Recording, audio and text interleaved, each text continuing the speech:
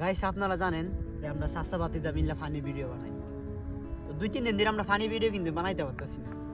তার কারণ হলো পিছনে এটা আমরা খেত মানে শ্রমিকের অভাবে কাটতে পারতেছি না। দেখেন আজকে কিন্তু ডাইরেক্ট পুরো তলা যাইতেছে খেতটা। চিন্তা করো না, আল্লাহ জান্নাত করে তা বানাবে কি করে। মানে এই খেতটার এই যে মানে আমরা 3-4টা মাছ ধরে যে কি পরিমাণে যত্ন নিয়েছি, মানে যত্ন নেওয়ার পরবর্তীকালে কিন্তু এই ক্ষেত্রের মাঝে কিন্তু মানে ফসল হয়েছে।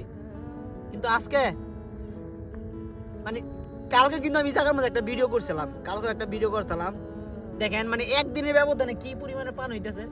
বাকি যে খিজাগুলো যেগুলো বাইসা ছিল লাইতে লাইতে মানে সেগুলো আর পাবো না। মানে আমরা কৃষকরা মানে আর মানে বাঁচার মতন নাই।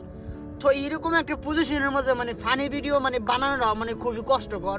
তো আপনারা জানেন যে আমি আজকে 2টা দিন ধরে যাই এই কৃষি খেত মেত নিয়ে ভিডিও করি, মানে আর কোনো মানে লক্ষ্য নাই কোনো কিছু।